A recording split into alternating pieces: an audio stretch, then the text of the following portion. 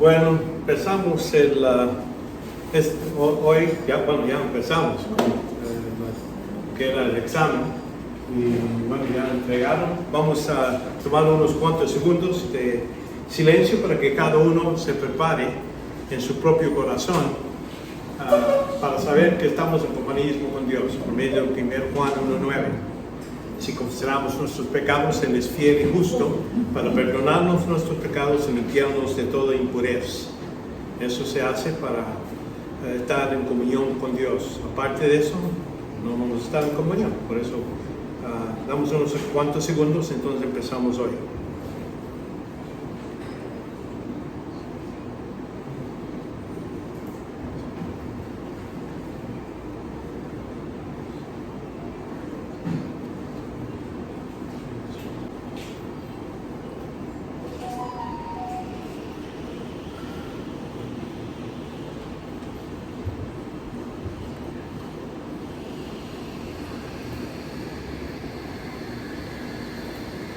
Padre, te damos gracias por este tiempo, te damos gracias por permitiendo este día para poder hacer tu voluntad, aprender más de ti, Padre. Pedimos por tu ayuda en nuestro modo de, que es ahorita en esta presentación, que ayuda a las mentes de cada uno de nosotros, poder comunicar y oír y entender tu voluntad. Esto lo pedimos en el nombre de Jesucristo. Amén. Aquí vamos a seguir con los Hechos, en el libro de Hechos, y ahí la teología de los Hechos llega al punto donde estamos hablando de la misión. Y la misión es, vemos que bautizar, enseñar a discípulos.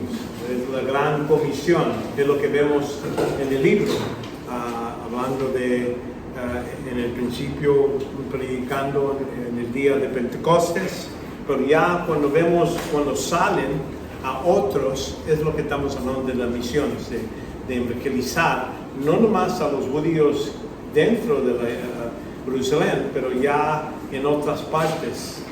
Aquí vemos aquí en Hechos 6:1, por aquellos días se multiplicarse el número de los discípulos. Eso es en Jerusalén. Vamos a ver. Y surgió una queja en parte de los judíos helenistas en contra de los judíos nativos. Entonces era una pelea en la iglesia, algo que uno piensa, pues eso no debe de pasar, pero vemos que ahí había unos problemas y aquí es donde se elige unos grupos de personas llamados diáconos para atender en ese asunto. Vemos ya y la palabra en versículos 6, 7 dice, y la palabra de Dios crecía y el número de los discípulos se multiplicaba en gran manera en Jerusalén, y muchos de los sacerdotes obedecían. Entonces ya otra vez Hechos nos está hablando de lo que está sucediendo en Jerusalén y no fuera de Jerusalén, es donde empieza. Y también ahí está una prueba. La silla de ese lado.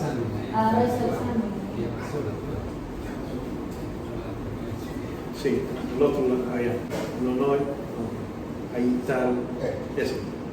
Ok, y entonces ahí la concentración donde Jesús mismo dijo ir bautizando en Jerusalén, en Samaria, entonces a la última parte del mundo. Esto es lo que vemos ya cuando vemos en capítulo 9, pero eso es cuando Saulo se convirtió a Pablo y él es el apóstol a los gentiles. Los otros 11 se quedaron más o menos trabajando con los judíos durante todo su tiempo. Y había entonces lo que sí. Entonces ese es el principio básico era bautizar y enseñar a discípulos. Es lo que estaban involucrados durante este tiempo. Vemos geográfico, ir a todas partes, ¿verdad? Para alcanzar a los alcanzados. Y esa es la idea y donde vemos que Bernabé y Pablo son los que empiezan esa más grande trabajo. Sí, había persecución en Jerusalén y entonces en ese momento muchos que estaban en Jerusalén empezaron a salir a diferentes lugares. Y entonces cuando llegó el tiempo donde aquí en Hechos capítulo 13, en la iglesia que estaba en Antioquía, ya estamos hablando afuera de Jerusalén, con los gentiles, había profetas y maestros, Bernabé, Simeón, llamado Niger, Laico, Crena. Entonces vemos ahí profetas y maestros. En el principio de la iglesia vemos que eso sí sucedía, que habían profetas. Profetas quiere decir que Dios le estaba comunicando a ellos nueva información, revelación.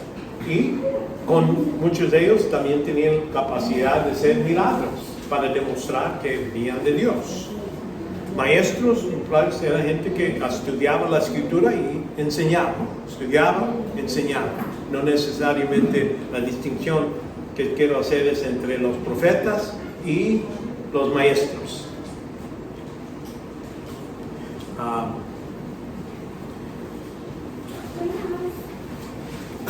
Y entonces vemos aquí en todas las partes. Sí, agarra uno y ahí hay con tu nombre también en el. Sí. Y entonces vemos vemos que esto sucedió en principio. Entonces estás al fin entre pocas personas como Pablo y Bernabé salieron y empezaron, y él fue, después vimos que hicieron 3 diferentes viajes misioneros a diferentes secciones. Y el príncipe de grupo, no era nomás una persona, nomás un misionero, iban un grupo. Pablo siendo el apóstol, vemos que Bernabé trabajaban juntos, después se apartaron y había otros que se juntaron, pero normalmente él, durante todo el libro de Hechos, vemos esta idea de grupos. Y en las cartas vemos que Pablo habla precisamente de eso, que él está acompañado con otras personas que le ayudan con la comida, pide ayuda que vengan con los manuscritos, diferentes cosas, pero están trabajando juntos. Mujeres que también andaban en estos grupos. Aquí en Hechos 14:23, después que les diseñó ancianos, hablando Pablo, los apóstoles, ancianos, en cada iglesia, habiendo orado con ella y con ayunos, los encomendaron al Señor, en quien habían creído. Entonces pasaron a otros lugares. Notan aquí cómo se inició la iglesia. Primero por medio de los apóstoles. Los profetas estaban ahí para entrenar y entonces los maestros que enseñaban. Pero cuando se designaron, quiere decir, no eran por elección. No eran diciendo, bueno, ¿a quién quieren que agarre esta persona? No, en ese momento vemos que estaban en cargo los apóstoles. Pero eso ya cuando los apóstoles se fueron, entonces, ¿quién quiere encargar? Ahí ya no tenían la misma cosa. Y eso es donde vamos a ver cómo Pablo estableció cómo deben de escoger a los que van a ser pastores. Y pone reglas de eso, que hay que ver su carácter, todo eso. Pero eso ya después. En principio, estaban puestos por medio de los apóstoles, con esa autoridad de Dios. Quiere decir, apóstol quiere decir persona enviada con autoridad de hacer cosas en la guerra. esa misma palabra se usaba para algunos de los griegos, tenían guerras con otros y ellos tenían lo que ellos eran los, vamos a decir, generales de cada de grupos, pero entonces lo que hicieron, dicen, bueno, la cosa es que los enemigos les pagaban y decían, bueno, queda la batalla con nosotros si te dejas esto, y le pagaban nomás al capitán o al general. Entonces decían, perdían y decían, bueno, ya no vamos a hacer eso. Ellos tenían, ya empezaron este modo de elegir.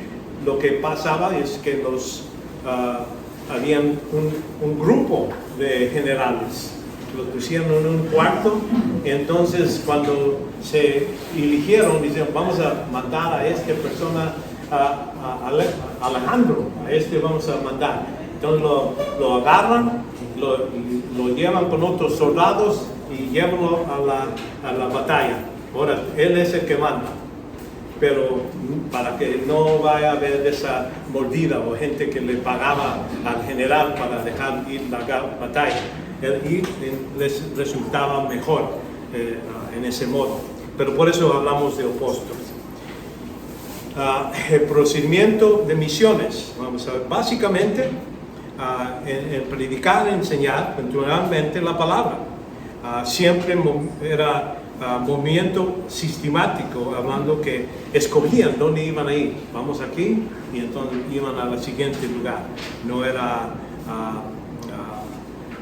aquí, por ejemplo, y la noticia de esto, lo que estaba sucediendo en otros lugares, llegó a los oídos de la iglesia de Jerusalén. Enviaron a Bernabé y a Antioquía para que él vio que los gentiles estaban recibiendo el Espíritu Santo. Querían estar seguros que todo estaba yendo bien, y como aquí, como lo dice en el contexto, había algunos que ellos, hombres de Chipre y Cirene, los cuales llegaron a Antioquía, hablaban también a los griegos y predicaban al Señor Jesús. Entonces hicieron la iglesia en Jerusalén, ya están hablando de Jesús a los gentiles. Vamos a ver que todo esté bien, y por eso mandaron al Bernabé para que verifique que es el mismo mensaje, que es el mismo evangelio, no nomás y es verificación por medio de la iglesia. Entonces vemos que la iglesia está encargado de qué está sucediendo en las misiones. No es como uno dice, yo voy a ser misionero y se va y no tiene control. La idea es que bajo de la iglesia. Y veo Pablo y Bernabé también la misma cosa. Después, cuando ellos estaban en viaje, pues quería llevar a Juan Marcos a Bernabé, creo que era un sobrino o algo, tenía relación con él, quería llevarlo. Y dice, no, Marcos no lo vamos a llevar, Pablo, dice, porque él nuestro primer viaje nos dejó y no quiero llevarlo. Dice que se pelearon lo suficiente, dice, bueno, a ver, dice, yo voy a llevar a Juan Marcos, y entonces aparece Pablo, después agarra a Timoteo, y ellos se van a la misión. Pero eso no más porque uno es misionero o algo, no quiere decir que todas veces estamos, como se llama, perfectos en nuestro carácter. En ese momento creo que Pablo dijo, no quiero llevarlo. Pero después vemos que cartas que manda, dice, sí, Marcos es bueno, y creo que el evangelio de Marcos, como decimos, vino de mucho de lo que fue con Pedro. Entonces ahí Marcos escribió de Pedro. Entonces vemos que ellos no nomás era sistemático ir a diferentes lugares, pero también era estrategios, empezando con Jerusalén, llevando primero a los creyentes en la población, y desde de allí alrededor. Entonces empezaron, nomás ya llegaban y estabilizaban iglesias, y esas de ahí crecían más gente. Entonces separaban a iglesias locales en esa área.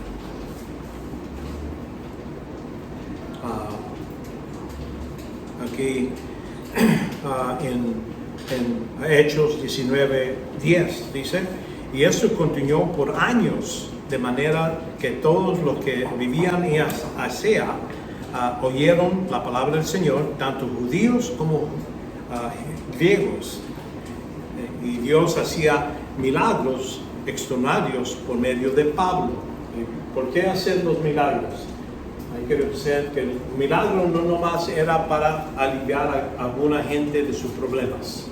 Todas veces tenía el propósito de dar autoridad a la persona que estaba hablando, para dar autoridad y verificar lo que él vino de Dios, y él está haciendo cosas que no es normal, no es humanamente fácil para hacer un cojo, poder caminar, así como Cristo lo hizo.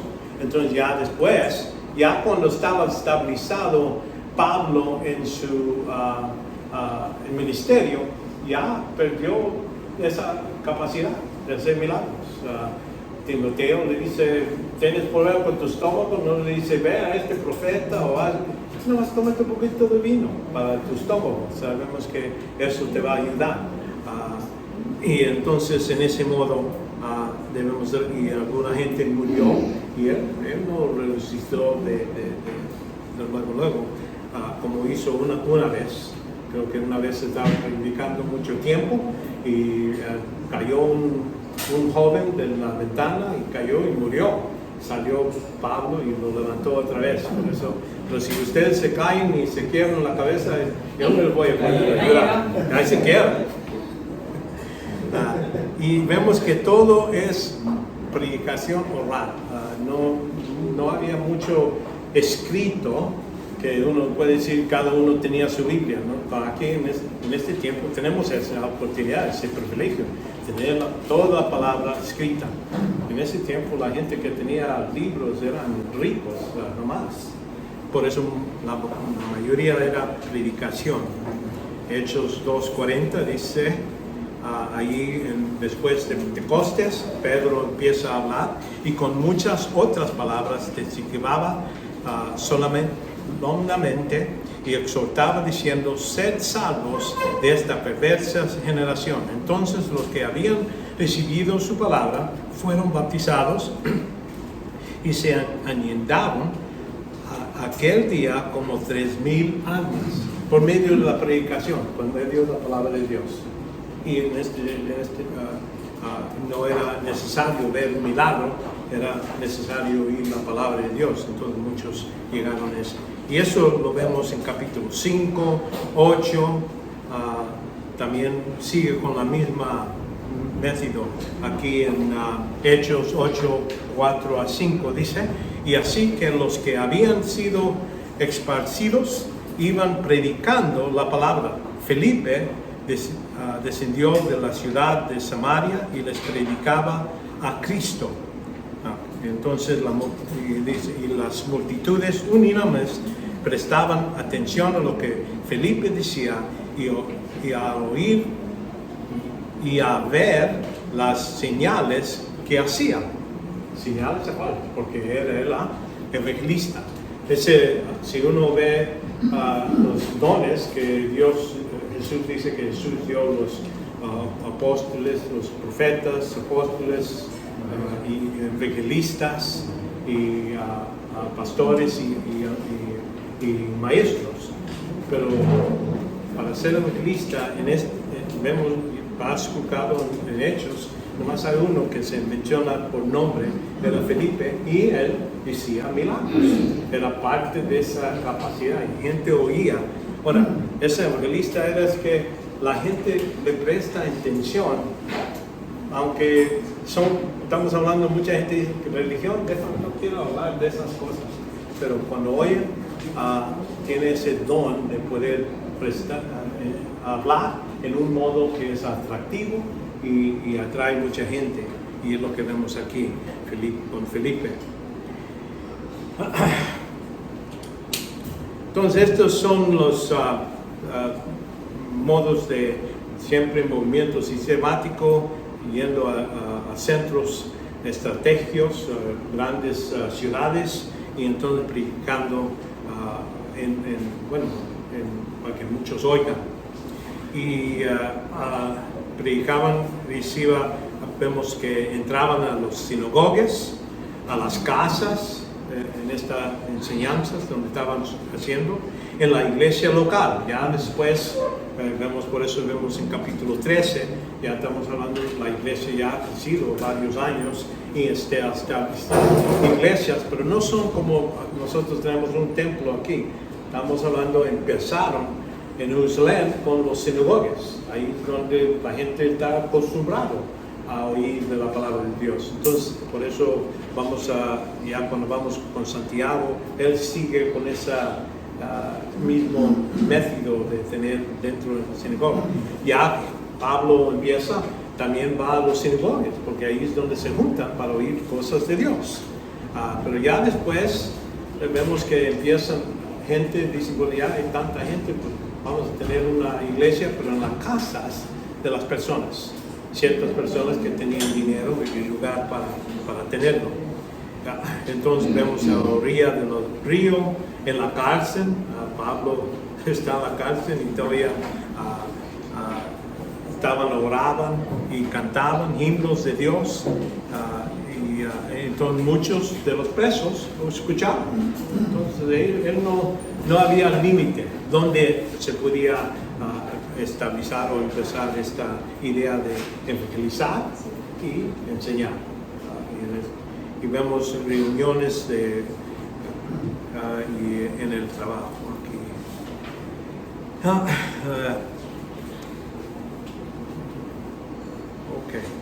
Entonces vemos las lecturas en los ministerios escritos para instruir a los creyentes. Estamos hablando de todas las cartas.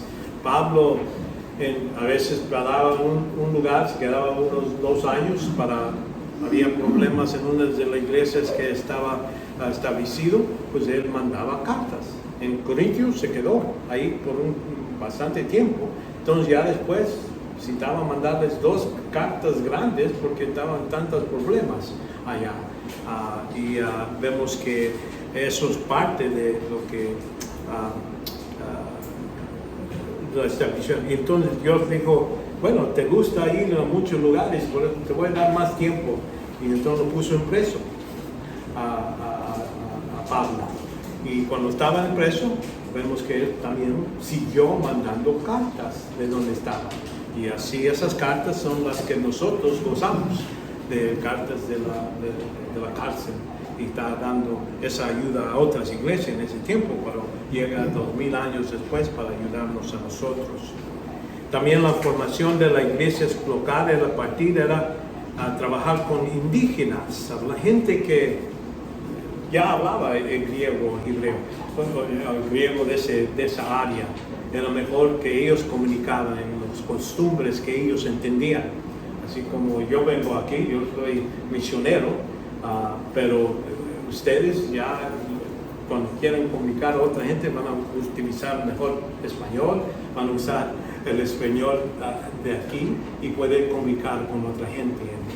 Y es lo que se debe suceder. Y en esta formación así vemos en Pablo en Hechos 16:1.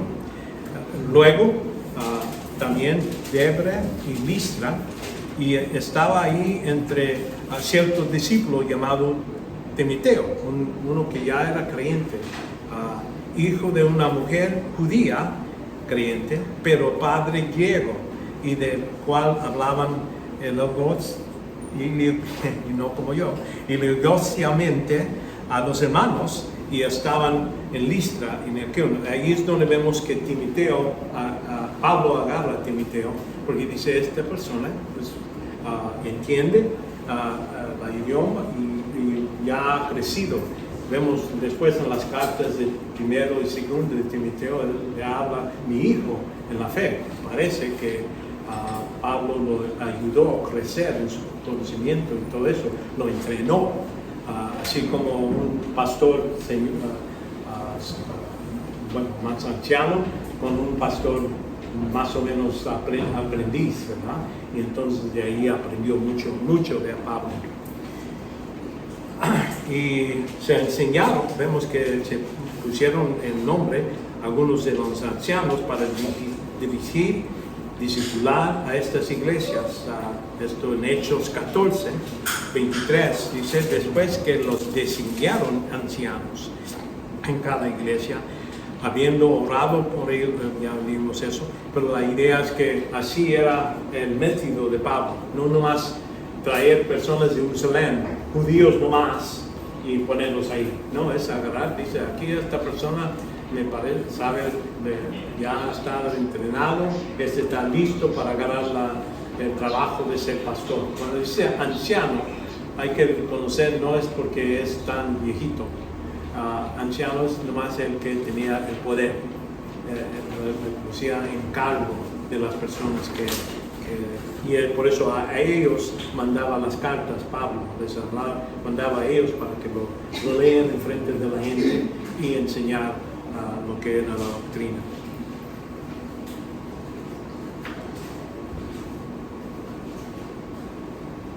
Bueno, seguimos con la escatología, que es la última parte de Hechos. No hay mucho ahí, pero sí vemos que durante la escatología todavía tenían la idea del reino, pero ahora ya entienden que el reino no es algo que iba a suceder luego, porque durante este tiempo empieza en Hechos 8:12, pero cuando creyeron a Felipe, que anunciaba las buenas nuevas del reino de Dios, y en nombre de Jesús, de Cristo Jesús, se bautizaban tanto hombres como mujeres. Entonces ellos todavía estaban predicando el reino, pero es algo que creo que ya hemos visto en los evangelios, que durante los evangelios y sucedió durante este tiempo, muchos de los líderes todavía estaban persiguiendo y diciendo no queremos a Cristo como rey, él no era el Mesías, todavía estamos esperando para el Mesías. Y vemos eso suceder varias veces. Se anunciaba, alguna gente lo creía, pero como digo, los líderes no seguían. Ahora también en Hechos 14:22, fortificando los ánimos a los discípulos, exhortándoles que perseveraran en la fe y diciendo, es necesario que a través de muchas tribulaciones entremos en el reino de Dios. Y notan aquí, todavía están hablando del reino porque la gente que muera, vamos a decir que somos parte de este, ¿cómo se llama? El reino de Dios, somos parte de control. Dios es rey, todo es, y religiosos. No estamos hablando que ellos iban a entrar al reino milenial, porque ya eso está dado a otra gente después. Pero aquí vemos que ellos están entrando, les dice, si quieres ser parte del reino de Dios, necesitas ser convertido, a creer en Cristo, así como lo dijo a Nicodemo, la misma cosa. Jesús, si no naces otra vez, no puedes ver el reino. Hasta Pablo, vemos ya en la última parte de la escritura de Hechos, Pablo 20:25, y ahora he aquí yo sé que ninguno de vosotros entre quienes anduvieron predicando el reino volverá a ver mi rostro.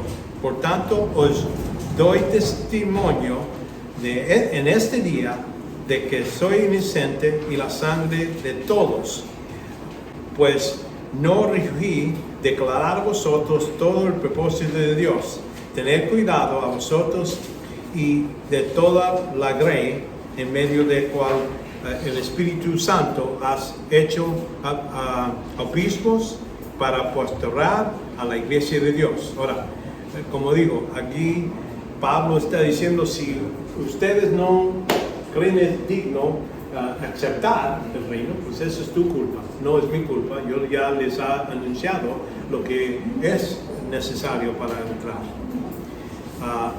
Vemos en este caso el reino universal que incluye a judíos y gentiles, pero eso está hablando de no el mismo reino milenial que se ofreció a los judíos nomás, que es para los judíos nomás, pero algo en el senso, y eso ya nosotros lo conocemos como en la iglesia.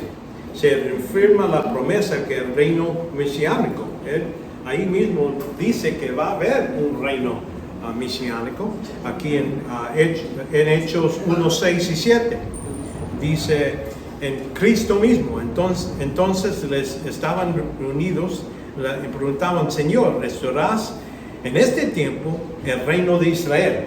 Esto es lo que estaban diciendo, el reino de Israel, estamos hablando del reino milenial, ¿verdad? Y él dice: no es corresponde a vosotros saber los tiempos o las épocas que el Padre ha fijado en su propia autoridad. Entonces, quiere decir, ustedes no saben cuándo, pero ese es asunto de mi Padre. Mi Padre es el que ha encargado cuándo va a suceder. Ustedes no tienen que ver con eso ahorita, ya que los discípulos estos ya van a ser parte de la iglesia. Entonces ya por eso están separados. También en Hechos 3:12, y al ver esto, Pablo dijo al pueblo: varones israelitas, porque os veas de esto, porque hicieron un milagro, y que nos veas así como si por nuestro propio poder o piedad habíamos hecho andar a esta persona, ¿verdad? El Dios de Abraham, Isaac y Jacob, el Dios de nuestros padres, ha glorificado su siervo Jesús, a quien vosotros entreguéis y reputéis en presencia de Pilato, cuando había resucitado, ponerle la libertad. Más, quiere decir, Herodes ya estaba listo para dejarlo ir, pero ustedes dijeron: no queremos siendo nuestro rey. Por eso en ese momento vemos que él está hablando de esa promesa mesiánica y que ellos han rechazado. Y entonces vemos el grande bosquejo de este programa. Vemos en Hechos 15 que 15:13, Hechos 15:13 a 18, cuando terminó de hablar Jacobo, respondió diciendo: escúchame, hermanos, Simeón ha relatado como Dios en principio tuvo bien tomar entre los gentiles en un pueblo para su nombre. Y entonces él entiende que eso estaba predicado en el Antiguo Testamento, porque aquí él está usando un profeta del Antiguo Testamento, pero aquí nomás dice que en cuanto en esto concierne las palabras del profeta, tal como está escrito: después de esto volveré a reedificar el tabernáculo de ¿quién? De David, y que ha caído. Reedificaré sus ruinas y levantaré de nuevo, y para que el resto de los hombres busque al Señor, y todos los gentiles, ¿no? Ahí es donde está incluyendo gente que no son judíos, que son llamados, judíos, gentiles, que son llamados por mi nombre. Entonces dice, en un modo, los gentiles y los judíos se van a hacer parte de su pueblo, parte de su reino. En ese caso, no estamos hablando del milenio, estamos hablando de lo que sucedió con nosotros en la iglesia.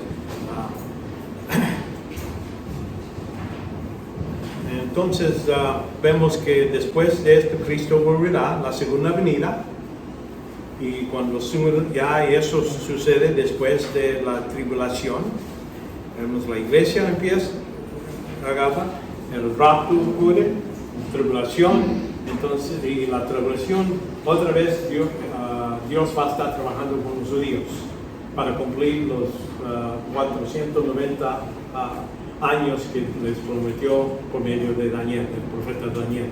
Cumple y entonces empieza el reino milenial. Y ahí toda gente que ha aceptado a Cristo, a Jesús, durante la tribulación son gentiles y judíos. Ellos van a entrar al reino y va a haber parte de ese grande el reino milenial, aunque no van a tener los mismos derechos de la tierra en esa sección, pero sí van a ser parte de ese reino que va a venir. Entonces seguimos. Vamos a empezar con la teología de Santiago. Es otra sección.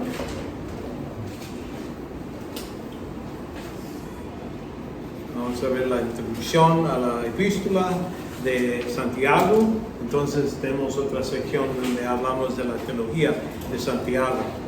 Y hay unas distinciones que necesitamos hacer. El autor, sabemos que este es, lo conocemos como Santiago. Es el medio hermano de Jesús. Por ahí, Santiago no era creyente cuando Jesús estaba en la tierra, hasta dudaba de su hermano, medio hermano. Acuérdense porque su mamá y papá eran María y José, reconociendo que Jesús era medio hermano porque su mamá sí era, su divinidad era de María, pero su padre todavía era Dios, porque era por medio del Espíritu Santo que eso sucedió por una virgen y nació él. Por eso lo llamamos medio hermano. De un lugar, vemos que es muy probable judío, piadoso, evidente, conocía el Antiguo Testamento. Lo que él utiliza aquí en su carta, vemos que él sabe mucho del Antiguo Testamento. Y entonces lo hemos visto, Jesucristo se separó de ellos desde el principio de su ministerio. Eso vimos en Juan 1, capítulo 12. Y él bajó, y dice, después de esto bajó a Capernaum, él con su madre y sus hermanos y sus discípulos, y por ahí no se quedaban mucho tiempo. Jesús parece que cuando él empezó con después del ¿cómo se llama? Matrimonio, donde fue a la banqueta y ahí hace un milagro y todo eso. En Canaán, exactamente, su primer milagro. Parece de ahí ya andaba con sus discípulos de ese momento. Y en poco rechazo. Jesús poco después fue rechazado por la gente en su propio pueblo, su vecindad, ¿verdad? Luego a Nazaret, donde se había criado, y según su costumbre entró al sinagoga en el día de reposo y se levantó a leer. Y le dieron el libro del profeta Isaías, y abriendo el libro halló el lugar donde estaba escrito. Entonces ahí dice, el Espíritu de Dios está sobre mí porque he ungido para anunciar el evangelio a los pobres. Y entonces ahí nomás toma parte de esa sección, porque no es una parte que va a estar cumplido. Cuando él anuncia, y eso es lo que dice, él está dando el evangelio. Aquí está el rey, aquí estoy presentando el reino de Dios.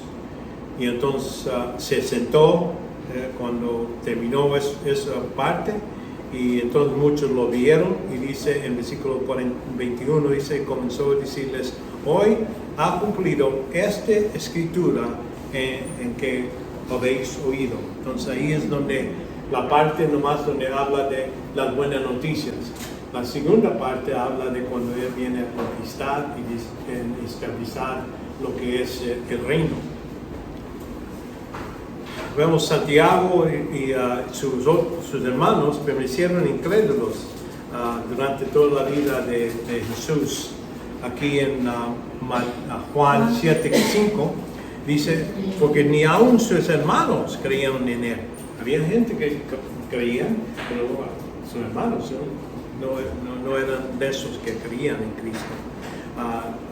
Después de la ascensión, cuando Cristo ya murió y resucitó y se fue para allá, para el cielo, vemos que se presentó a Jesucristo a Santiago. Aquí en 1 Corintios 15, 6, luego se apareció a quienes 500 hermanos de vez, la mayoría de los cuales vivían aún, pero algunos duermen.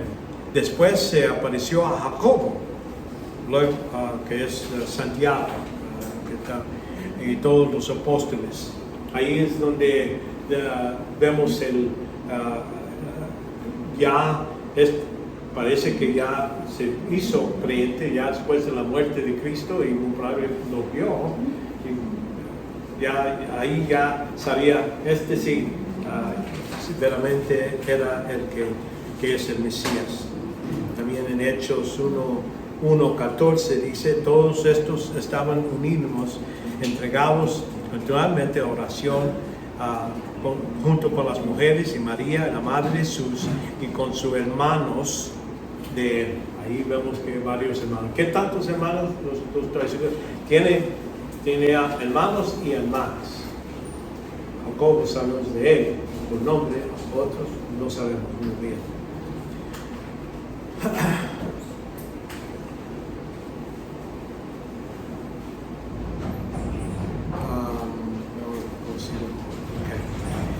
La fecha, vamos con la fecha.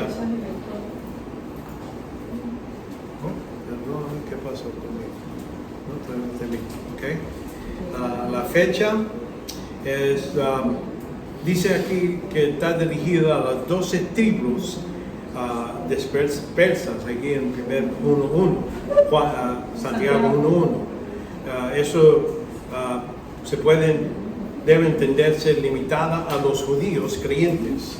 Cuando él habla, normalmente está hablando a judíos, y su carta demuestra eso, que él, aunque Pablo tiene cartas, él está hablando a judíos y gentiles, a veces directamente a gentiles, directamente con romanos, ahí habla a los dos. Ahí se puede ver que hay dos, los corintios gentiles, hablando ellos. Vemos que aquí en Santiago 2:1, hermanos míos, no tengáis vuestra fe en nuestro glorioso Señor Jesucristo con una actitud de favoritismo. Entonces ahí hablando judíos.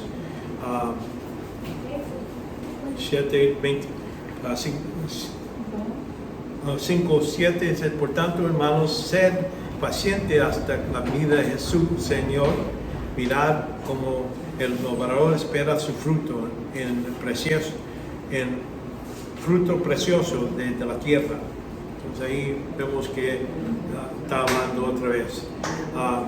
Escrito antes del AD 70, porque aquí otra vez usamos el dato de que los romanos vinieron a destruir al templo y toda la ciudad. Entonces si era Santiago, oía o entendía lo que habló Jesucristo, él debía de decir, sí, ya se cumplió como está escrito el castigo. No hace referencia a controversia del concilio de Jerusalén del año 49, cuando, acuérdense, en este concilio lo que pasó es que dice que unos judíos vinieron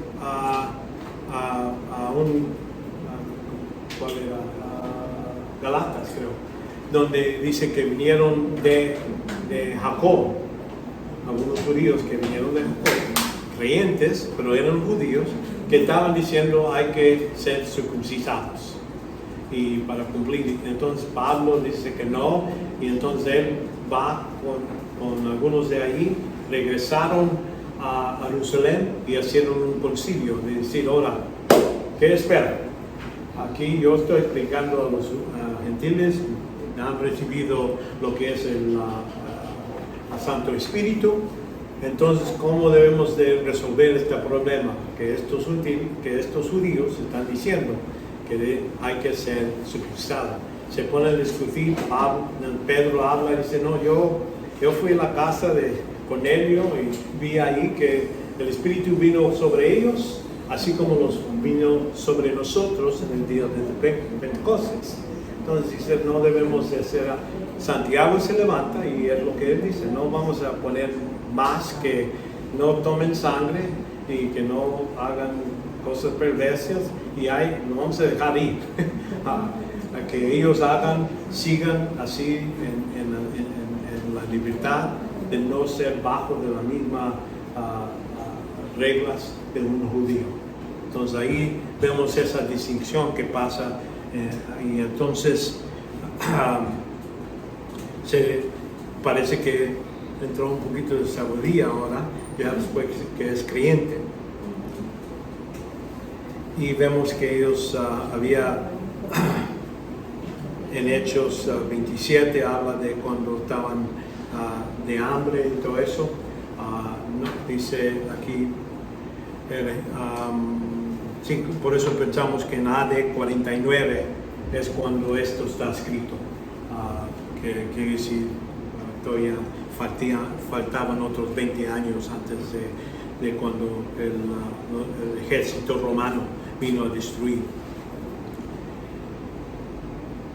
Entonces ahí es donde quedamos con eso. Y entonces las circunstancias de las iglesias. Muchos eran pobres en la iglesia que él está escribiendo y bajo el nivel de la sociedad.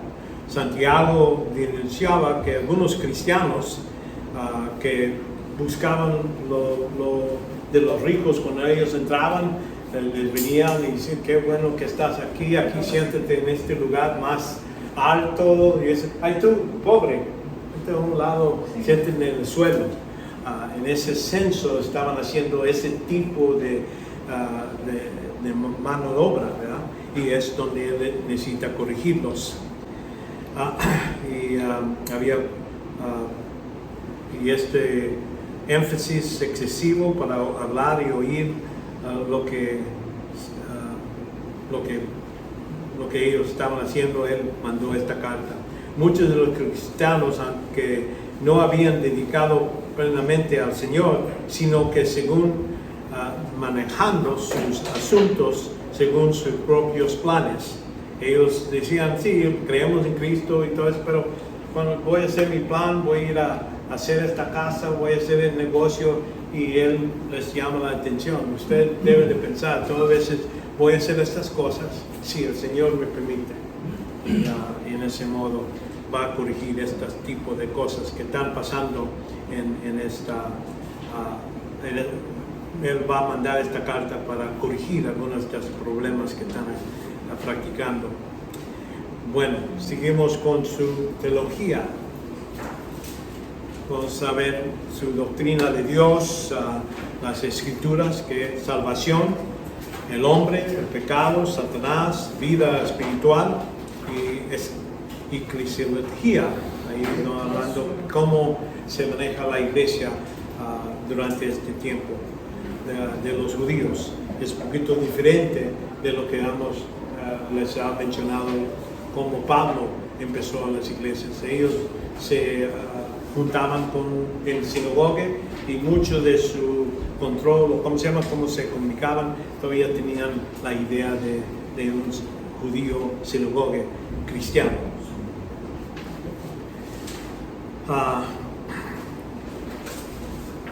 Esta denominación del Señor, vemos que en Santiago 4:15 dice, más bien deberéis decir, si el Señor quiere, viviremos y hagamos esto o aquello.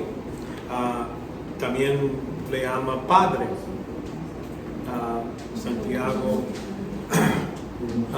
1:17, toda buena dádiva en todo perfecto viene de lo alto, decidiendo del Padre de las luces. Entonces ahí hablando de el Padre de Dios, ¿verdad? Y Pablo le gustaba decir el Padre de Jesucristo. En en cómo él utilizaba. Él dice aquí Padre de la luz. También dice aquí dice en 27, 1:27 dice: la religión pura es sin marcarle delante de mácula delante de nuestro Dios y Padre es esta, visitar a los huérfanos. Entonces ahí habla otra vez hablando de su Padre, Señor Padre, varias veces. También uno más es el Señor del Sabaoth en Santiago 5:4. Mirad y honrad a los obreros que han sagrado vuestros campos y que ha sido retenido por vosotros. Clama contra vosotros y clamor a los segadores de que lleguen a los oídos del Señor de los ejércitos. Es lo que quiere decir Sabaoth, del Señor de los ejércitos.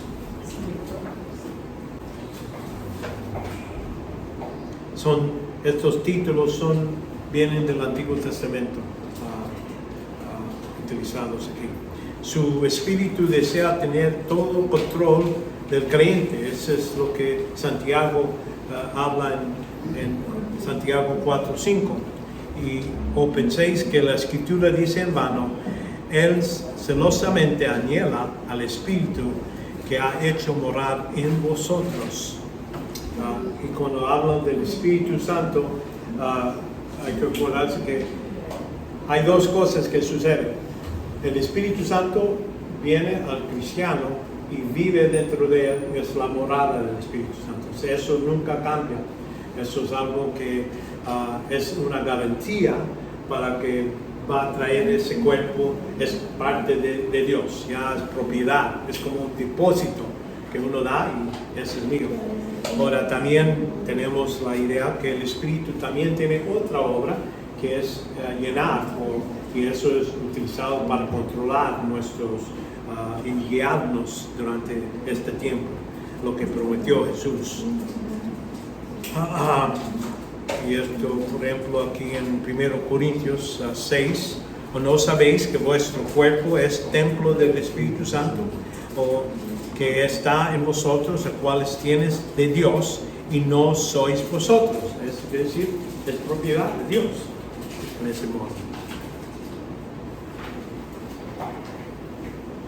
Entonces aquí el que es amigo del mundo se constituye en amigo de Dios, reconociendo esa distinción. Si tú amas el mundo, tú buscas las cosas del mundo, y es lo que es, entonces no amas a Dios. Recuerden cómo Cristo lo puso: el que ama a su madre y su padre, o estas cosas, más que a mí, no es digno de ser mi discípulo. Es en comparación. Podemos gustar algo, decir, me gusta mi carro, me gusta estas cosas, pero no tenerlo a un nivel donde debe estar Dios. Por eso aquí dice enemigo, que sí, ya no eres digno de ser hijo de Dios. No quiere decir que no eres, pero no eres, ya has perdido esa calificación de ser digno. También se asegura el juicio sobre los que se oprimen injustamente. Y esto es otra parte de lo que es la religión. Bueno, vamos a decir, como Santiago lo ve, si uno realmente es cristiano, un creyente, debe de tratar de vivir de un modo agradable a Dios. Pero cuando eso no pasa, es donde vemos aquí en capítulo 5, oír ahora, ricos, llorar y alurar por las miserias que vienen sobre vosotros. ¿De qué está hablando? Va a venir, aunque están ricos y están utilizando su riqueza como que si eran dueños de todo, entonces él va a haber castigo, viene. Y es lo que él está diciendo. Dios también representando como dador de la sabiduría. Dios es el que está en cargo de dar sabiduría. Nosotros sabemos que fe viene por oír y oír por la palabra de Dios, ¿verdad? Pero también si quiero sabiduría, necesito pedirle a Dios. Es en oración. Es lo que habla Santiago. Pero si a alguno de vosotros se le falta de sabiduría, que le pide a Dios, el cual da a todos abundantemente sin reproche y será dada. Entonces él reconoce esa distinción. Fe es una cosa, es como oímos la palabra de Dios, entendemos más y entonces ya crecemos en la fe en ese modo. Nos hace y la fe necesita ser más fuerte por medio de tribulación, problemas, para poder decir, aquí yo creo que Dios dice que trabaja todo para bien, ¿ok? Entonces aquí me mochó el dedo, me mochó el hombro. Dice, bueno, Dios, yo amo a Dios, trabaja todo para bien. Entonces esa conclusión es lo que Santiago está presentando aquí. Y entonces si es bueno, es que da buenos dones, es misericordioso con los humildes. Mirar que tenemos y bienaventurados a los que sufren. Habéis oído la paciencia de Job y que habéis vuestro resultado de producir del Señor, que el Señor es muy compasivo y misericordioso. Entonces uno dice, ¿qué pasó con Job? Esa historia, mucha gente lo ve y dice, bueno, yo nomás veo que Dios está hablando con Satanás, mira, mi serbio Job es bueno y todo eso. Entonces Satanás dice, bueno, si está tan bueno, ¿sabes por qué está bueno? Es porque le das todo. Déjame quitarles y te apuesto que te va a maldecir. ¿Qué pasa? Entonces Dios le dice, está bien, lo puedes hacerlo, pero no me lo toques. Le pone límite. Y entonces va, le quita todas sus riquezas, toda su familia, no menos su esposa, pero todos los más. Y entonces vemos que en lugar de que Job diga, Dios, ¿por qué has hecho estas cosas? No, dice, Dios me lo dio, Dios me los quitó, bendito sea el nombre de Dios. Dios puede ver el corazón. Él sabía por qué Job lo ama, no por las cosas que tiene, las circunstancias. Satanás no puede ver eso. Entonces, bueno, déjame tocarlo, agarrar su cuerpo, toda su piel. Entonces te van a decir, dale, pero no me lo mates. Y entonces ahí todo, vemos que Dios está demostrando esto. Y aquí, por eso creo que Santiago está trayendo ese ejemplo y diciendo que Dios es justo, misericordioso. Y sí, hay sufrimiento en el mundo, pero el que se mantiene fiel al Señor no va a perder, no va a perder. Ya terminé el sermón. Ok, entonces vemos que una cosa que veo aquí en Santiago hace que de Dios solo se menciona a Cristo por su nombre en dos lugares. En el principio de la carta vemos a Santiago, servo de Dios y del Señor Jesucristo. Entonces el versículo 2:1, hermanos míos, ahí dice, habla de nuestro glorioso Señor Jesucristo, pero es todo. Lo demás está hablando de Dios y todo lo que es la ley y esas cosas. Y también del Espíritu Santo nomás se menciona aquí, también se menciona Jesucristo, pero no por nombre. Ahí aquí en Santiago 1:7. Y piensa pues ese hombre que recibe cada uno del Señor. Por ahí está hablando del Señor, posiblemente a Jesucristo. Por eso cuando dice Señor, amor, está hablando de Dios, así en ese son. Y entonces también vemos que el Espíritu Santo solamente se menciona una vez aquí en este libro. ¿O penséis que la Escritura dice en vano, él celosamente anhela el Espíritu que ha hecho morar en vosotros? Nomás se menciona el Espíritu Santo. ¿Okay? Por eso no agarramos la Trinidad del libro de Santiago. Aunque están mencionados, pero no, esa asociación no vamos a ver hasta que veamos más en los libros en las epístolas de Pablo. Bueno, es la doctrina de Dios, entonces la doctrina de las Escrituras. Aquí vemos que Santiago menciona como 108 versículos del Antiguo Testamento. El Espíritu de Santiago contiene 108 versículos del Antiguo Testamento y en sus 5 capítulos, en ese breve espacio, refiere o aluda a Génesis, Éxodo, Levíticos, Números, Deuterónimo, Josué, Reyes, todos estos libros. Y Santiago asume la autoridad de la Escritura. No empieza a decir, bueno, déjame comprobarte que la palabra de Dios es la palabra de Dios. Nomás es la palabra de Dios. Y él utiliza la palabra de Dios en ese modo. Por eso sabemos que sabía el Antiguo Testamento.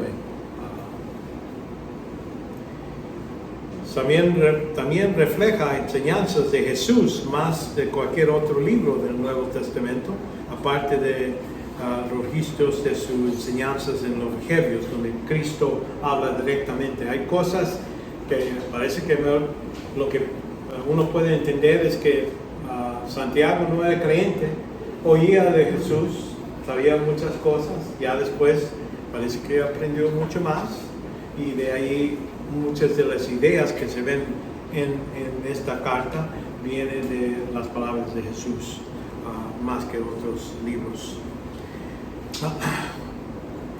Vemos que encontramos en Santiago 15 alusiones a esas enseñanzas de Jesús en los Evangelios. De hecho que la mezcla con el Antiguo Testamento y habla de que la Biblia es inspirada, utilizada, palabra de Dios. La epístola está impregnada con la palabra. Entonces, por eso vemos que era bien educado en el Antiguo Testamento, y con la ayuda del Espíritu Santo ya sabía el significado detrás de esas palabras. Hay mucha gente que sabe la Biblia y te lo puede decir versículo por versículo, pero el significado lo pierden. Hay doctores que están enseñando en seminarios que no son creyentes, pero te pueden decir, yo te puedo decir en griego, en hebreo, esto es lo que dicen, pero el significado se me pierde, aparte del Espíritu Santo. Vemos la palabra de verdad, lo dicen, así lo describe estos adjetivos. Vemos que cita la Escritura era poner el fin de toda discusión, aquí en Santiago 2:8. Si en verdad cumplís la ley real, conforme a la Escritura, amarás a tu prójimo como a ti mismo, bien hacéis. Entonces aquí también 23, ¿sí? Y se cumplió la Escritura que dice, y Abraham creyó a Dios y le fue contado por justicia y fue llamado amigo de Dios. Entonces ahí cada cita está diciendo, no trata de comprobar algo, sino punta directamente a la Escritura. Aquí dice una cosa, entonces aquí lo comprueba con versículos del Antiguo Testamento.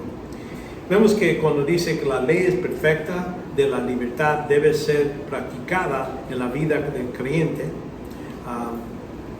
en 1:25 dice, pero el que mira atentamente a la ley perfecta. ¿Qué es la ley perfecta? La palabra de Dios. Es como un espejo. Ahí uno ve, aquí tengo, yo aquí estoy siendo bien, no, aquí estoy defectuoso, aquí estoy defectuoso, aquí estoy defectuoso. Bueno, aquí estoy bien. Entonces uno ve y dice, ¿qué necesito cambiar? Y es lo que él dice. Y permanece en ella, no habiéndose vuelto a un oidor olvidoso, sino que hacedor eficaz. Este será bienaventurado en que lo hace. Entonces está diciendo, ves la escritura, sales y dices, bueno, voy a arreglar estas cosas.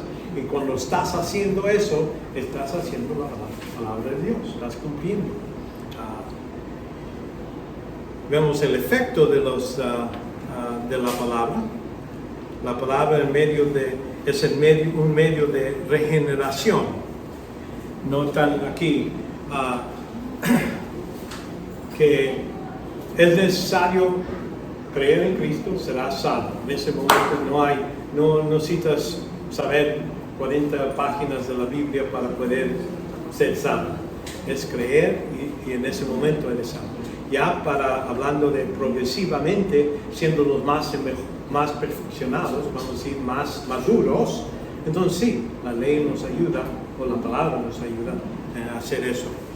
Aquí es lo que explica aquí en versículo 18, en el ejercicio de tu voluntad hay que decidir, no nomás decir, entiendo lo que dice, pero no quiero hacerlo.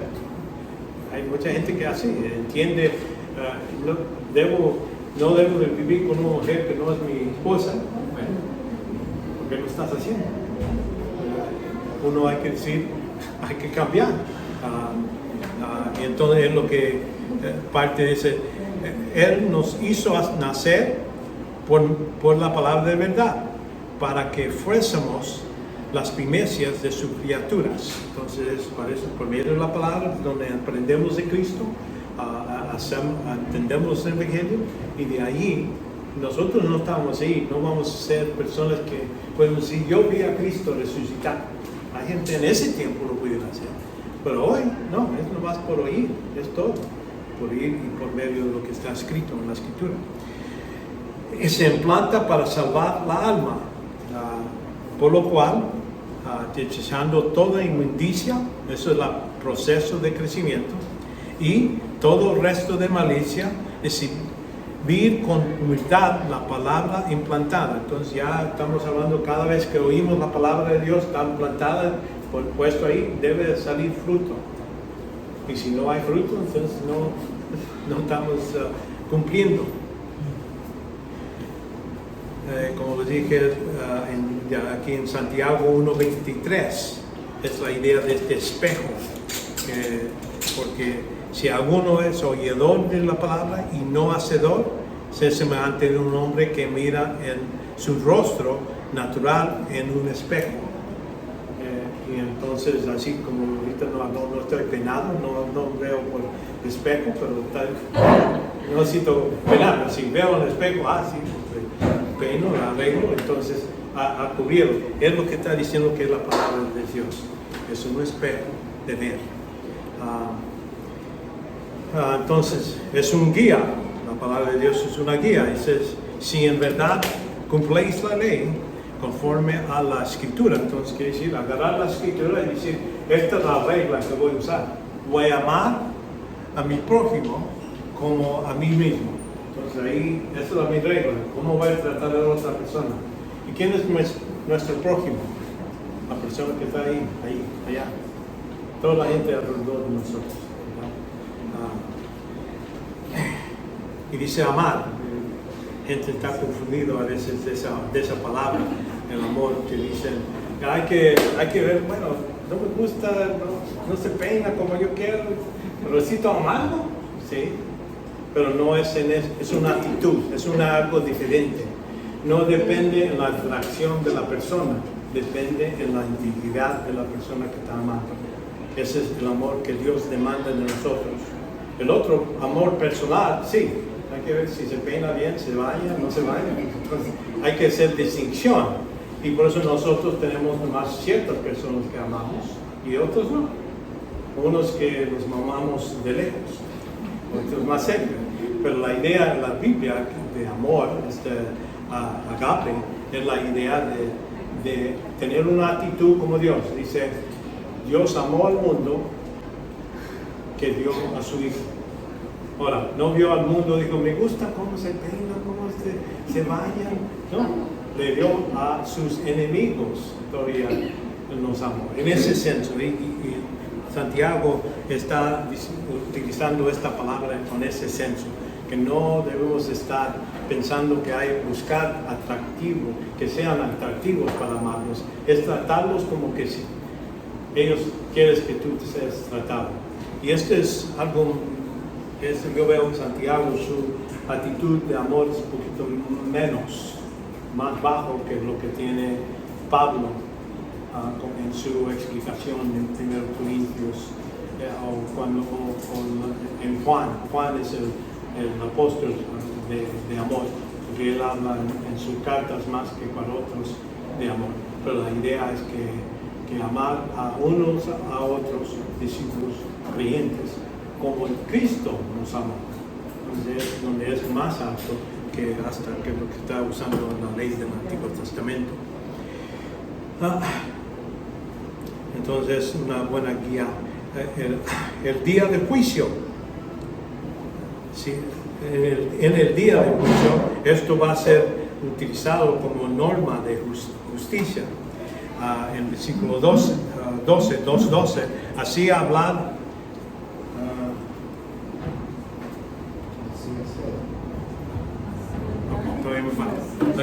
Hablar y así proceder como los han de ser juzgados por la ley de la libertad, porque el juicio será sin misericordia. Que sí, que Él va a usar lo que dice la palabra, que ahí sí, si no has aceptado a Cristo vas a ir al infierno. Si no has cumplido exactamente con el deseo, el método, como yo te he dicho, para cumplir cualquier obra, entonces eso va a ser tirado a un lado. Hay mucha gente que dice, bueno, yo ayudé a los pobres, pero ¿por qué lo haces? Para que gente me vea. Lo puse ahí en eso para que todos vean qué estoy haciendo. Entonces ahí dice Dios, eso pusiste $1,000,000, pero eso vale nada.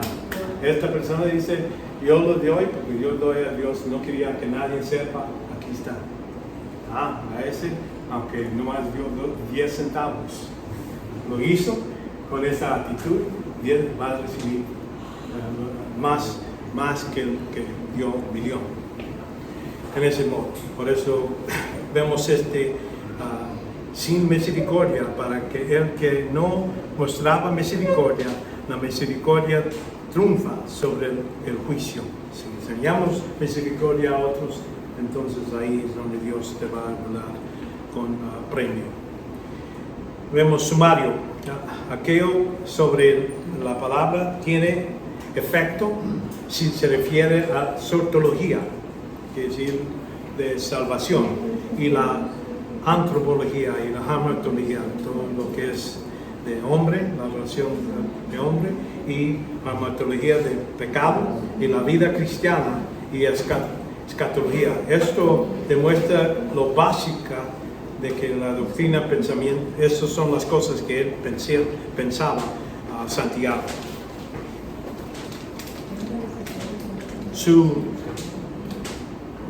Entonces aquí vamos a ver cada uno de estos en detalle.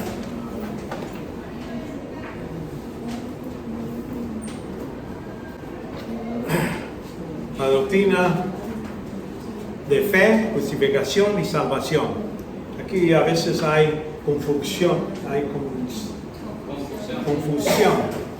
entre mucha gente sobre una batalla que piensan que hay entre Pablo y Santiago. Vamos a tratar de clarificar eso. Primeramente, las circunstancias en que las doctrinas, por lo que está hablando Santiago aquí es diferente de lo que está hablando Pablo. Es una de las grandes distinciones cuando hablamos de fe y obras. Vamos a ver eso. Pero así como los fariseos confiaban en las observaciones externas, los creyentes judíos que estaban viviendo ahí con Santiago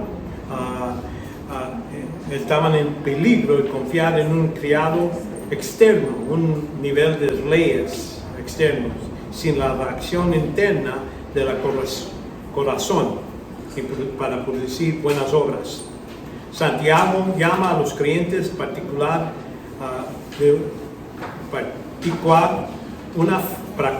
una fe. Primeramente vemos resiste la presión, aquí sabiendo que la prueba de vuestra fe produce paciencia. Entonces, él ve la fe no como algo inactivo. Ve que si yo digo yo creo en Dios, hay mucha gente que cree en Dios, hasta los demonios creen en Dios. Eso no tiene nada que ver. Fe quiere decir confianza total, dependencia. Y entonces es donde debemos entender esto. Dice, tú clamas que crees que Dios es tu Salvador, que crees que Él es el que provee todo. Estás poniendo confianza en eso. Y quiere decir que cuando no tienes comida en la mesa, vas a decir, bueno, Dios falló Dios. No, Él está diciendo, aquí, en este lugar, si Dios quiere que esté vivo, me va a proveer mis 2 frijoles. Si no quiere que viva, pues me quitan los frijoles. No hay problema. Y entonces es lo que aquí dice, hay que resistir. Está viendo aquí, por ejemplo, en versículo 2, dice, tener por sumo gozo, es decir, gozoso, hermanos míos, en que hay en diversas pruebas, vamos a pasar pruebas, falta de salud, falta de comida, muerte de hijos, muerte de padres, madres, todos, vamos a pasar eso. Y entonces ahí es donde dices, sabiendo, quiere decir, hay que tenerlo acá arriba, tenerlo en el lugar donde lo podemos utilizar. Porque si uno no sabe las promesas de Dios, ¿cómo lo va a clamar? Pero si uno lo sabe, entonces es cuando puede utilizar la herramienta que tiene ahí. Y entonces produce paciencia, y que la paciencia ha de tener su perfecto resultado. Es decir, te hace maduro el resultado. Para que seas perfecto. No quiere decir perfecto que ya no vas a pecar, ya no vas a fallar, nada. Está hablando que vas a ser más y más maduro. Para eso es la fe. Fe es como un músculo, que si no hay resistencia, no crece. Si uno quiere levantar 100,000 libras, empieza con 5. Entonces 10, 50. Entonces ya con repetición, ya así empiezan los que tienen esos músculos tan grandes que yo no quiero tener. Pero la idea, si uno quiere su músculo de fe crecer, entre más pruebas tiene, mejor puede tener esa experiencia, y por eso tener gozo en eso.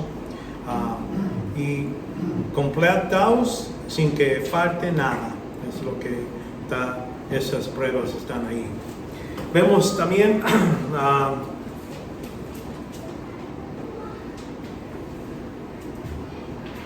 aquí, no vacile o dude. Aquí en Santiago 1:6. Pero el que pide con fe, sin dudar, porque el que dude es semejante en una ola del mar, impulsada por los vientos y echada de una parte a otra. Esa idea de que si no estoy fijo en como un barco, si estoy como una roca, puede pasar cualquier ola y no me molesta. Si estamos en un bote chiquito, ahí está, en cualquier lugar te va a llevar. Y es lo que él está explicando. y no debe depender en sus circunstancias externas, en su dinero. Porque les digo ahora, mañana puede ser rico un día, el otro día pobre, nada, todo se pierde. Eso ha sucedido en la historia de muchas personas. Y Job es uno de esos que vemos, eso le sucedió, pero él estaba fijo con su fe en el Señor. Y es lo que espera Santiago de nosotros, con una fe viviente, practica la palabra que oye, ya es lo que hemos ido, ser hacedores de la palabra y no solamente oidores, nomás que entre en un lado y salga al otro lado, eso no te hace nada de bien. Así como uno cuando come y nomás lo saca, lo escupe, entonces no hace bien al cuerpo. Y entonces estos cristianos, por medio de favoritismo, cuando ellos estaban buscando a los ricos y alabándolos y todo eso, es lo que están haciendo. Y entonces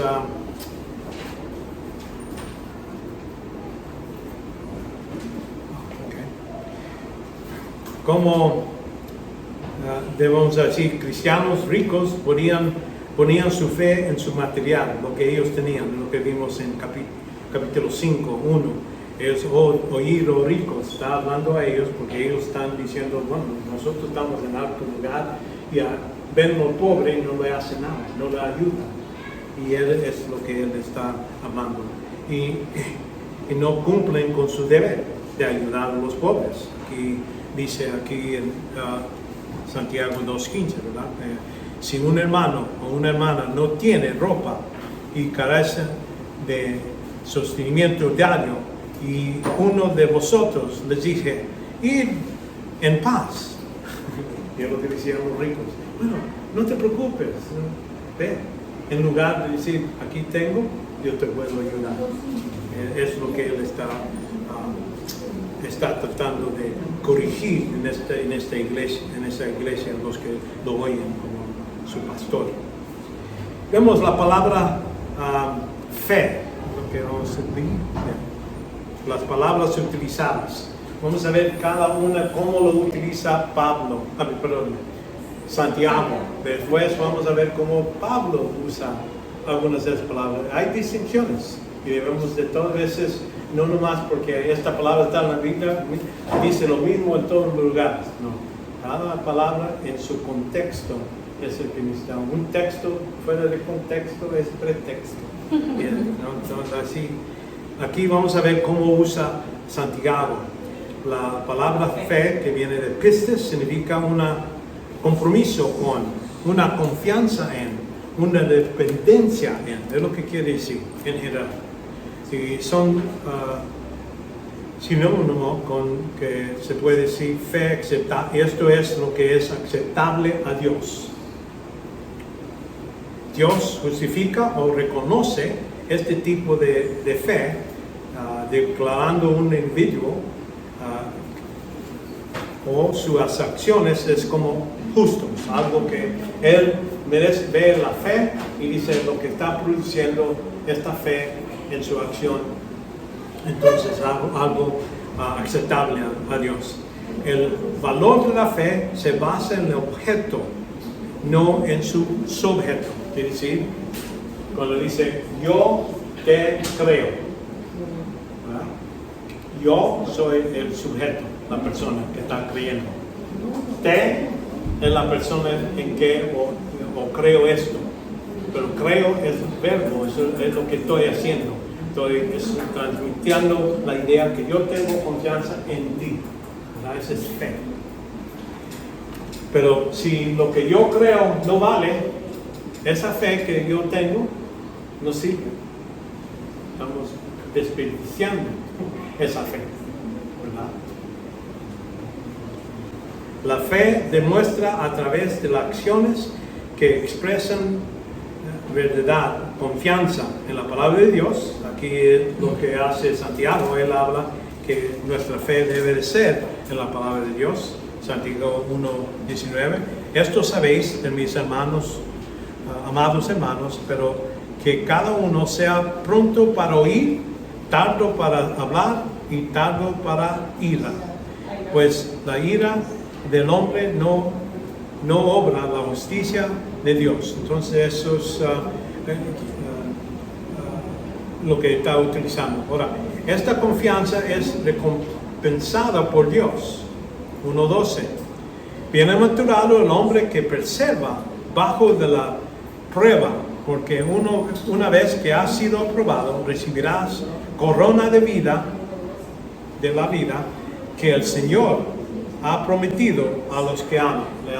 Si yo amo a Dios y pongo mi confianza en lo que es sus promesas y lo aplico en su palabra, Él se ha comprometido, una promesa de Él. En eso tengo confianza. Él no va a mentirme.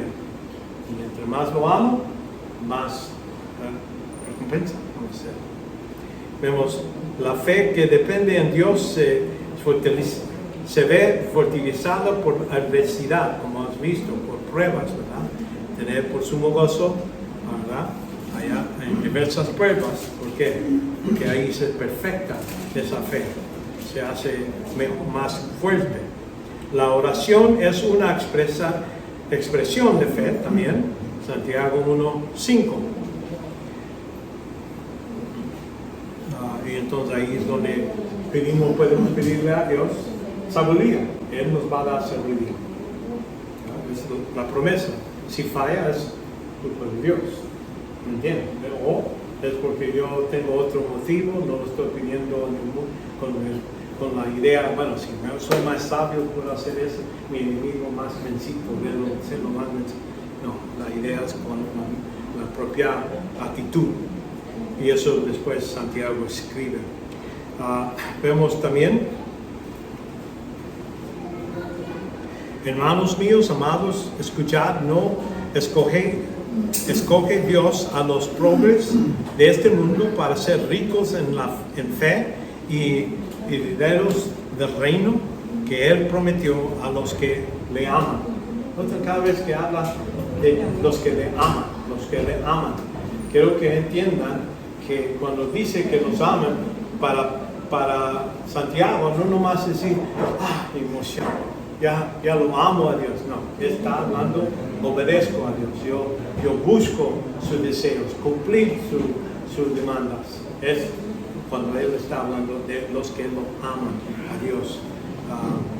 Santiago se centra en la justificación de la fe para el cumplimiento de la ley.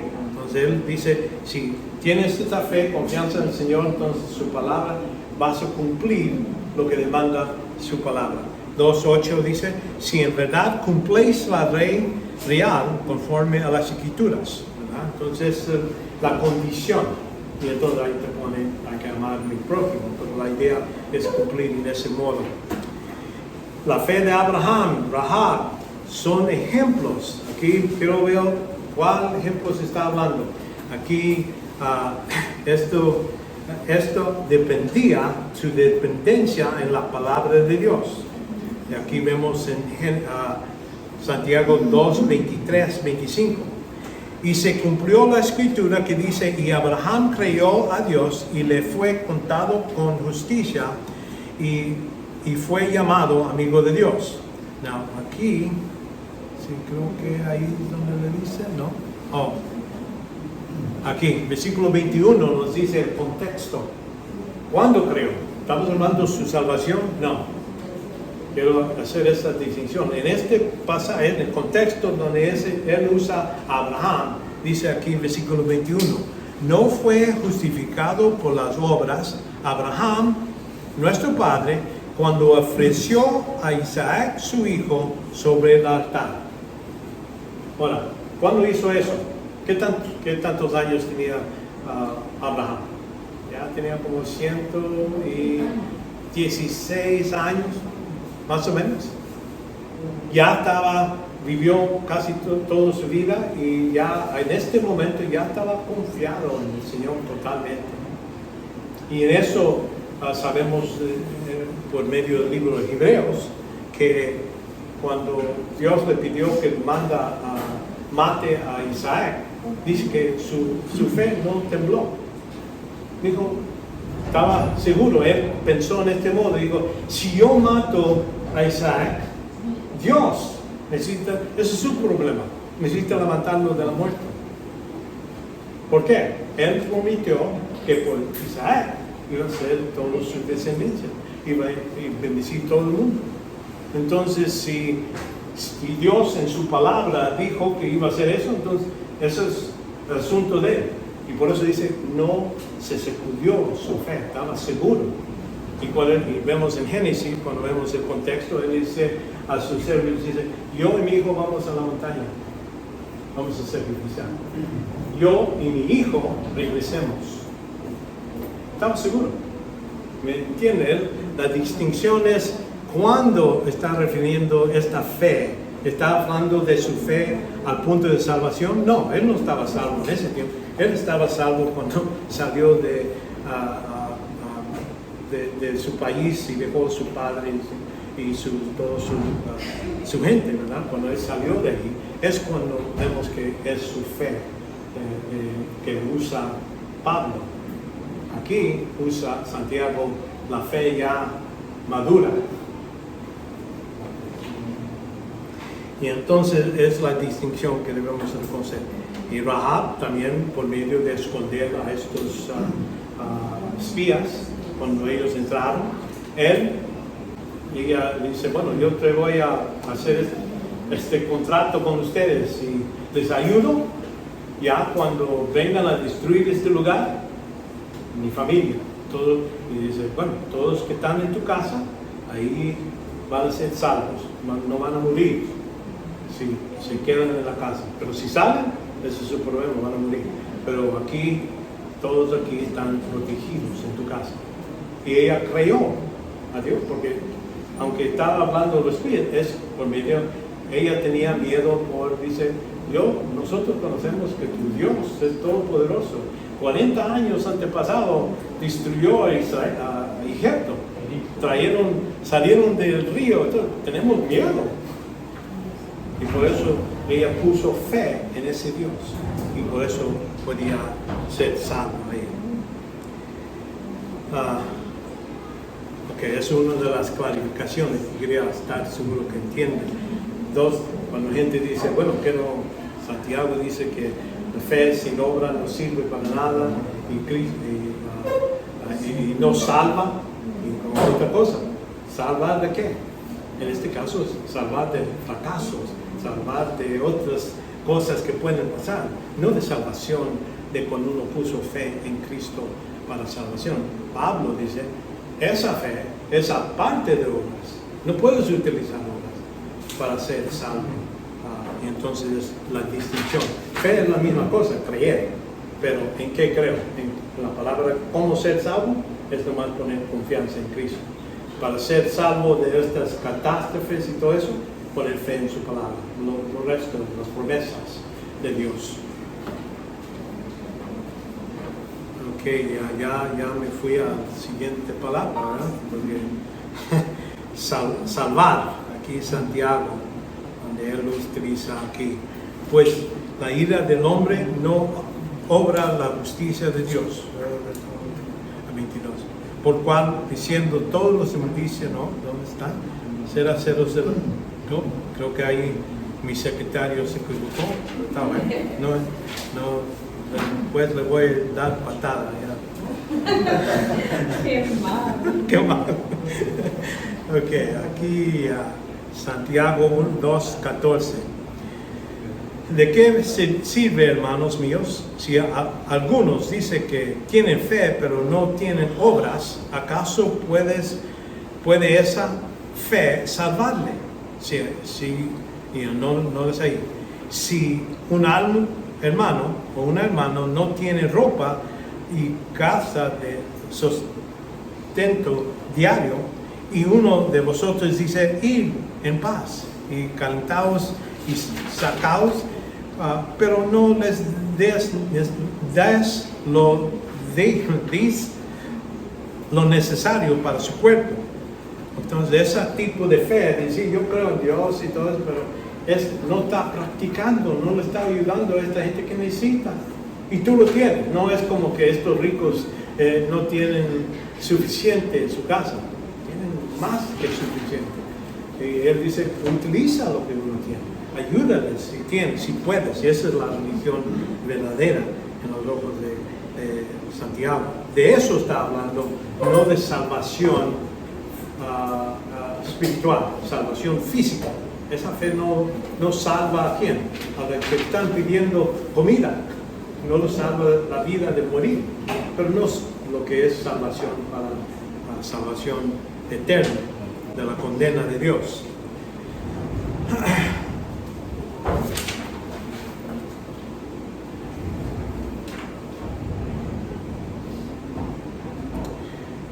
Entonces ahí vamos, ok. Entonces la otra.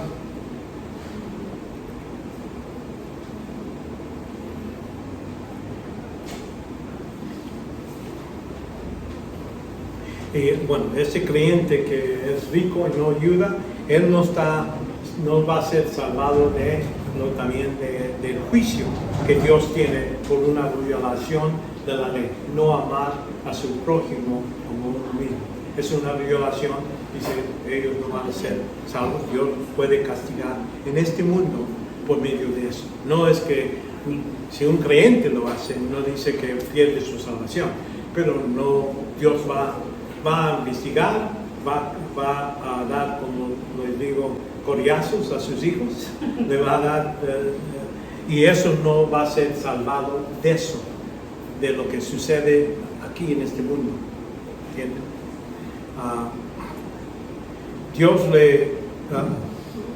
El Señor juzgará a gente así. Dice aquí, por ejemplo, versículo 2:14. ¿De qué sirve, hermanos míos, si... dice fe, ¿no? 14. Solo hay un dador de la ley y juez, que es poderoso para salvar y para destruir. Pero tú, ¿quién eres que juzguéis a tu prójimo? Entonces ahí, ¿quién eres tú? Él está hablando que en este mundo estás juzgando a tu prójimo. Estás diciendo, esta persona no sirve. Cualquier cosa que hagas contra él, estás juzgándolo. ¿Y quién eres tú? Santiago está diciendo, usted no debe de juzgar a nadie. Cristo lo puso en otro modo, en el capítulo 7 de Mateo, donde dice, no juzguéis para que no seas juzgado. Así, a la medida que juzgas a otro, así también esa medida se va a utilizar para juzgarte a ti. Entonces, quiere decir, si yo pongo a hablar mal de esta persona acá y digo varias cosas, a lo mejor son ciertos, no son ciertos, no importa. Yo estoy poniéndome en lugar de juez. Y él dice que Dios te va a castigar a ti por juzgar. Es un pecado. Te va a castigar, tú dices que esta persona era adulterio y te va a castigar a ti como si tú eres el adulterio. Recibes doble disciplina y por eso es mejor nunca juzgar a nadie. Y es lo que Santiago nos dice aquí. Hacer que otra persona se aparte del camino Fernando puede salvarle de disciplina final. Estamos hablando de la muerte física de un creyente. Aquí en Santiago 5:19 dice, hermanos míos, si alguno entre vosotros se extravia de la verdad y alguno le hace volver, sepa que el que hace volver al pecador del error y de su camino, salvará su alma. No está diciendo que ya lo salvaste, tú ya estás salvo para no ir al infierno. No, tú lo salvas de lo que es el peligro. Lo que ellos están haciendo va a llegar a fracaso en su vida. Tú le estás salvando de eso. Y dice aquí, el salvar el alma de muerte física. Y cubría multitud de pecados. Eso limpia muchos pecados. De modo que necesitas enseñar a una persona, ya no vaya en ese camino porque ahí vas a estar pecando. Y si lo desvías, los traes otra vez al camino real, verdadero, entonces ahí es donde ha salvado de sus fracasos, de todos esos otros pecados. Y la muerte física es la disciplina última que Dios hace para el creyente. Sí, empieza con enfermedad, no quiero no vaya a decir, bueno, está enfermo, está castigado por Dios. Es lo que sus amigos hicieron de Job, empezaron a hablar de ese modo. Okay. Bueno, sí, ya gustó. Cuando se había puesto interesante. Sí. Ok, vamos a parar ahí por unos cuantos minutos, 10 minutos, para tomar café, ir al baño, lo que sea. Y no pecar, no pecar. No pecar, juzgar.